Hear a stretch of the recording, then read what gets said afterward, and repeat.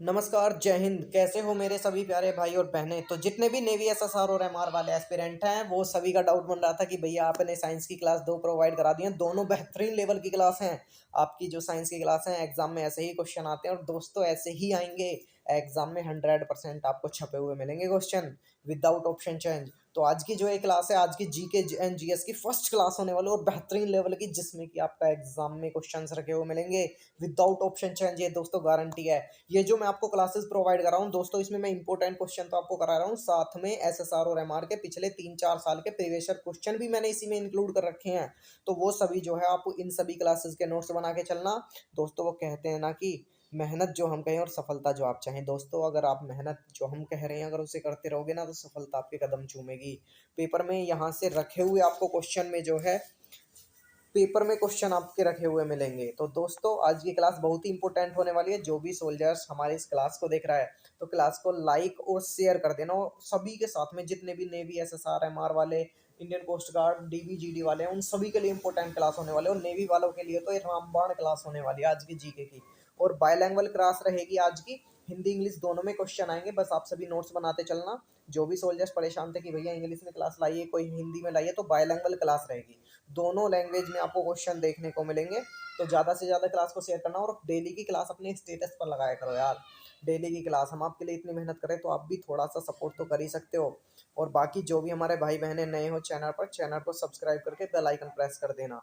तो सोल्जर्स देरी ना करते हो, आज की क्लास से स्टार्ट कर देते हैं। जल्दी से क्लास को लाइक और शेयर कर दो। प्यारी सी कमेंट जरूर से लास्ट में करके बताना आपको आज की क्लास कैसी लगी। तो चलिए क्लास को स्टार्ट कर देते हैं। आपका रक्त का थक्का जमने में मदद करता है। तो रक्त का थक्का जो है वो जमने में हमारा कौन सा विटामिन जो है वो मदद करता है।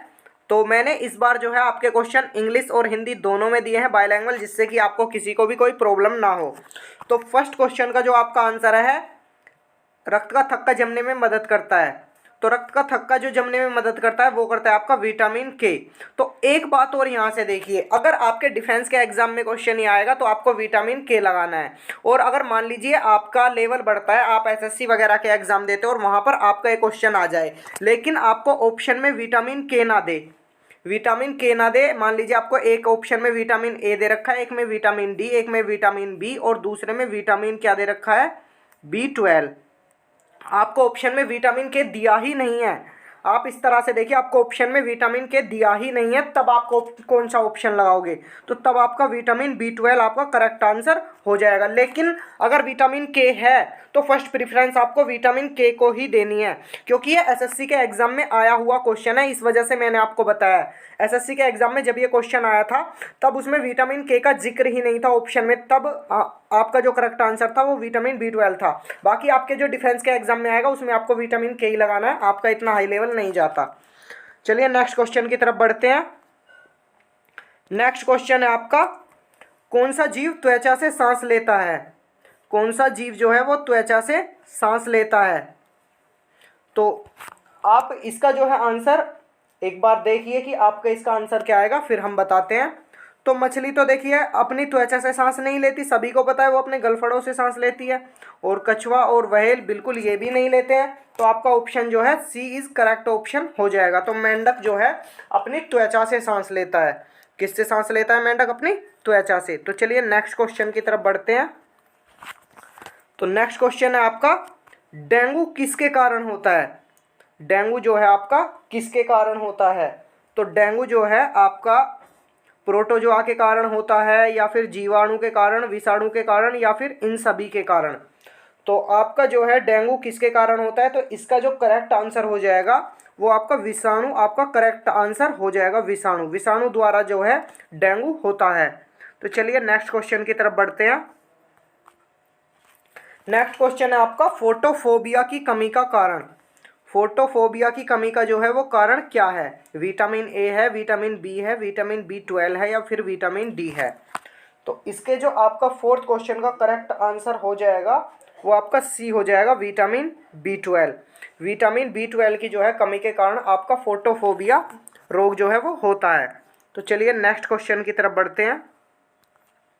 नेक्स्ट क्वेश्चन आपका, ये आपका वेग व समय का गुणनफल प्रदान करता है। वेग व समय का, तो v इंटू टी आपका क्या होता है, आपने फिजिक्स में फॉर्मूला पढ़ा होगा, वेग गुणा समय। तो वेग गुणा समय आपका क्या होता है? तो वेग गुणा समय होता है आपका विस्थापन। क्या होता है आपका? विस्थापन। बी का ऑप्शन इज करेक्ट। तो चलिए नेक्स्ट क्वेश्चन की तरफ बढ़ते हैं। छठा क्वेश्चन आपका, विस्थापन में परिवर्तन की दर जो है वो क्या कहलाती है? विस्थापन में परिवर्तन की दर, चेंज इन डिस्प्लेसमेंट, तो ये कहलाती है एक्सेलरेशन, डिस्प्लेसमेंट, वेलोसिटी या फिर टाइम। तो सिक्स वाला जो क्वेश्चन है आपका, उसका जो करेक्ट आंसर हो जाएगा वो हो जाएगा आपका वेलोसिटी, मतलब कि वेग। C option is correct answer. चलिए नेक्स्ट क्वेश्चन की तरफ बढ़ते हैं। नेक्स्ट क्वेश्चन आपका H5N1। ध्यान से देखना मैंने क्या बोला है, H5N1, क्योंकि यहाँ से आपके दो क्वेश्चन बनते हैं। एक बनता है H1 और N1 से, और एक बनता है आपका H5 और N1 से। H5N1 और H1N1, तो यहाँ से दो क्वेश्चन बनते हैं। ध्यान से देखना दोनों क्वेश्चन को, मैं दोनों क्वेश्चन लेकर के आया हूँ आपके लिए। तो H5N1 के संक्रमण से कौन सा रोग होता है? H5N1 के इन्फेक्शन से आपका जो है कौन सा रोग होता है? तो ये होता है आपका bird flu, swine flu, anaemia, या फिर ये सभी रोग होते हैं। तो ऑप्शन आपके चार है। 7 क्वेश्चन का जो आपका करेक्ट आंसर हो जाएगा, 7 क्वेश्चन का आपका A option is correct answer हो जाएगा। तो H5N1 से आपका जो है बर्ड फ्लू होता है। क्या होता है? H5N1 से आपका बर्ड फ्लू। नेक्स्ट क्वेश्चन की तरफ बढ़ता हूँ अब मैं। नेक्स्ट क्वेश्चन ये देखिए, वो आ गया फिर H1N1। अभी हमने H5N1 का देखा था, तो उसमें बर्ड फ्लू था। अब देखिए इसमें जब बर्ड फ्लू हो गया, तो बर्ड फ्लू तो ऑप्शन बिल्कुल काट दीजिए, और ये सभी भी कट जाएंगे क्योंकि एनीमिया होता ही नहीं है। तो ऑप्शन आपका जो है 20 में करेक्ट हो जाएगा। तो H5N1 के संक्रमण से कौन सा रोग हो जाएगा आपका? Swine flu. नेक्स्ट क्वेश्चन की तरफ बढ़ता हूं अब मैं। 9। तो 9 क्वेश्चन आपका काफ़ी इंपॉर्टेंट है। आपका ये क्वेश्चन, सभी क्वेश्चन आपके प्रीवियस ईयर है, सभी क्वेश्चन इंपॉर्टेंट है। 9 क्वेश्चन आपका, जेलीफिश किसके द्वारा सांस लेती है? तो ये जो जेलीफिश होती है, ये आखिरकार सांस जो लेती है, ये किसके द्वारा लेती है? ऑप्शन ए गलफड़ों के द्वारा, ऑप्शन बी प्रसार के द्वारा, ऑप्शन सी फेफड़ों के द्वारा, ऑप्शन डी हृदय के द्वारा। तो देखिए हृदय और फेफड़े, तो ये तो दो चीज तो बिल्कुल काट ही दीजिए, दो चीज तो ये बिल्कुल काट दीजिए। ऑप्शन 3 और ऑप्शन 4 ये तो बिल्कुल गलत है। और अब बचा फेफड़े या फिर प्रसार। तो जेलीफिश जो होती है, आपने देखा होगा, वो प्रसार करती रहती है, मतलब कि फैलती रहती है। तो वो अपने प्रसार से ही क्या लेती है? सांस लेती है। प्रसार करने से ही जेलीफिश क्या लेती है? सांस लेती है। तो ऑप्शन बी करेक्ट आंसर हो जाएगा। चलिए नेक्स्ट क्वेश्चन की तरफ बढ़ते हैं। नेक्स्ट क्वेश्चन आपका, किस जीव के फेफड़े बुक हैं? किस जीव के फेफड़े जो हैं वो बुक हैं? तो इसमें आपके ऑप्शन दे रखे हैं, फिश मछली, बी ऑप्शन आपका स्पाइडर मकड़ी, और सी है आपका मेंढक, और डी है टर्टल मीन्स कछुआ। आपका 4 ऑप्शन है। तो इसमें जो ऑप्शन है वो करेक्ट आंसर आपका क्या हो जाएगा? आपका करेक्ट आंसर इसमें बी हो जाएगा, मकड़ी, स्पाइडर। मकड़ी जो है, मकड़ी के फेफड़े जो हैं वो उसके फेफड़े कहलाते हैं बुक। चलिए नेक्स्ट क्वेश्चन की तरफ बढ़ते हैं। हमने 10 क्वेश्चन कर लिए, और दोस्तों जो भी चैनल पर नया है सब्सक्राइब जरूर से कर लेना। और ये जो मैं क्लास ले रहा हूँ आपकी, इस क्लास को सभी स्टूडेंट्स के साथ में शेयर जरूर से कर देना, क्योंकि सभी के लिए बहुत ही इंपॉर्टेंट क्लास है। जो भी डिफेंस की तैयारी कर रहा है, जिसने भी एयरफोर्स, नेवी और आर्मी जो भी एग्जाम देने वाला है, उन सभी के लिए बहुत ही इंपॉर्टेंट क्लास है। तो चलिए नेक्स्ट क्वेश्चन की तरफ बढ़ते हैं। 11 क्वेश्चन है हमारा, प्रथम विश्व युद्ध कब हुआ था? तो विश्व युद्ध देखिए, आपके विश्व युद्ध से जो क्वेश्चन बनते हैं वो दोनों क्वेश्चन ही आपके इंपॉर्टेंट हो जाते हैं। दोनों क्वेश्चन ही आपके क्या हो जाते हैं? इंपॉर्टेंट, प्रथम और द्वितीय विश्व युद्ध से। तो चलिए पहले हम बात करते हैं प्रथम विश्व युद्ध की, कि प्रथम विश्व युद्ध जो है वो कब हुआ था। तो आपका जो प्रथम विश्व युद्ध है वो 1914 से स्टार्ट हुआ था। और ठीक है ना, आपको अगर स्टार्ट की भी याद है तब भी आप ऑप्शन एलिमिनेट कर दोगे। तो पहला ऑप्शन तो गलत हो गया, ठीक है ना, पहला ऑप्शन आपका बिल्कुल क्या हो गया? गलत हो गया। दूसरा ऑप्शन भी आपका गलत हो गया। आपका जो ऑप्शन है वो 4th ऑप्शन इज करेक्ट है, 1914 से 1918। तो प्रथम विश्व युद्ध जो चला था आपका 1914 से 1918 तक चला था। चलिए अब हम नेक्स्ट क्वेश्चन की तरफ बढ़ते हैं। नेक्स्ट क्वेश्चन आपका, द्वितीय विश्व युद्ध कब हुआ था? तो द्वितीय विश्व युद्ध जो है आपका वो कब हुआ था? Second world war. तो आपका जो अब देखिए आप यहाँ से फर्स्ट तो आपका ये हो गया 1914 से 1918। जब 1914 से 1918 आपका प्रथम विश्व युद्ध हुआ था तो ये दो ऑप्शन तो काट दीजिए, क्योंकि उससे पहले तो द्वितीय विश्व युद्ध हुआ नहीं होगा। तो बचे आपके दो ऑप्शन, ठीक है ना। अब इन दोनों में से देखिए तो द्वितीय विश्व युद्ध जो हुआ था वो 1939 से और 1945 तक हुआ था आपका। तो 12 का बी ऑप्शन इज करेक्ट हो जाएगा। बढ़ते हैं अब हम नेक्स्ट क्वेश्चन की तरफ। 13 क्वेश्चन आपका, पानीपत का प्रथम युद्ध का जो है वो कब हुआ था? पानीपत का प्रथम युद्ध। तो पानीपत का जो प्रथम युद्ध है आपका 13 क्वेश्चन का आंसर हो जाएगा आपका सी, 1526 में। 1526 में हुआ था आपका प्रथम पानीपत का युद्ध। और अगर मैं इसकी एग्जैक्ट डेट की बात करूं तो इसमें आप एग्जैक्ट डेट लिख लीजिए 21 अप्रैल और 1526। 21 अप्रैल और 1526 को आपका जो है प्रथम पानीपत का युद्ध हुआ था। और ये युद्ध किसके बीच में हुआ था? तो ये युद्ध जो हुआ था आपका, ये युद्ध हुआ था आपका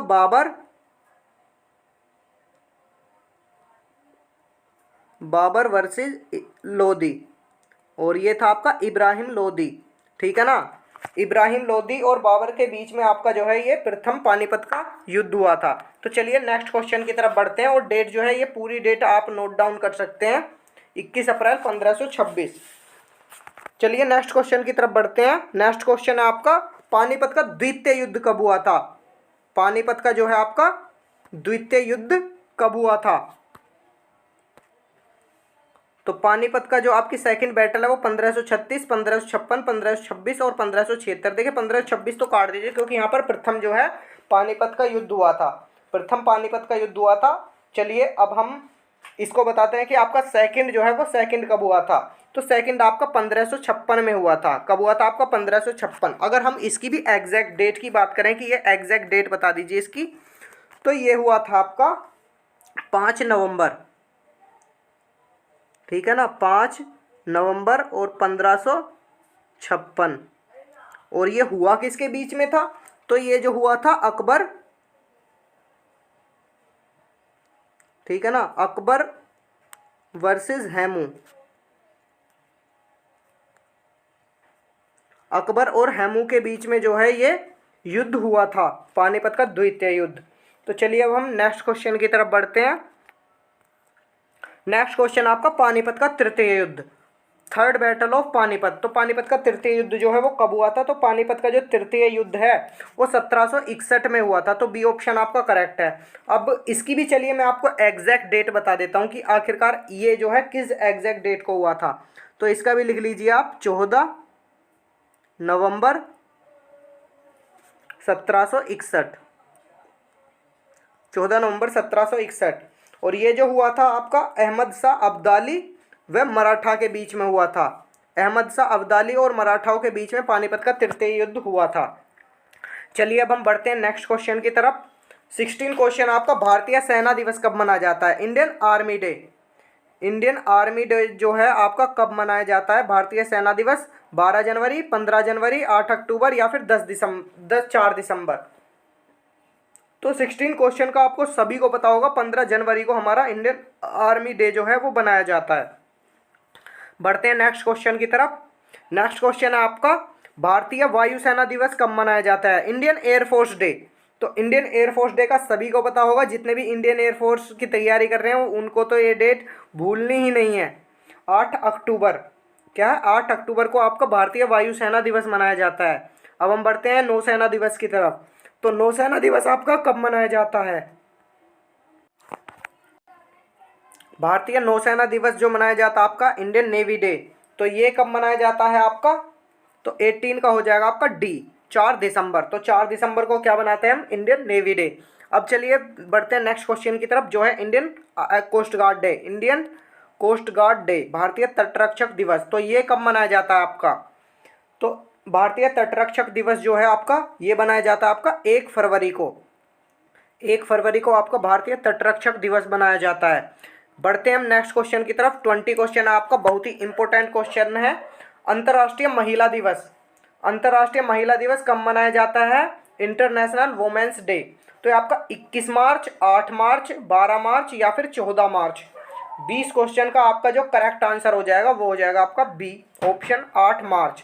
तो 8 मार्च को आपका इंटरनेशनल वुमेन्स डे जो है वो बनाया जाता है। 21 क्वेश्चन आपका अंतर्राष्ट्रीय योग दिवस कब मनाया जाता है? अंतर्राष्ट्रीय योग दिवस, इंटरनेशनल योगा डे, तो ये बनाया जाता है 21 मार्च, 21 जून, 22 जून या फिर 21 जुलाई को। तो आपका जो इसका करेक्ट आंसर हो जाएगा वो हो जाएगा आपका बी 21 जून। 21 जून को जो है आपका इंटरनेशनल योगा डे मनाया जाता है। बढ़ते हैं नेक्स्ट क्वेश्चन की तरफ। 22 क्वेश्चन है, एक बार किसके बराबर होता है? तो एक बार जो है वो किसके बराबर होता है? तो इसमें आपके ऑप्शन दिए गए हैं 10 की पावर 5 पास्कल, 10 की पावर 10 पास्कल, 10 की पावर 7 पास्कल और 10 की पावर 4 पास्कल।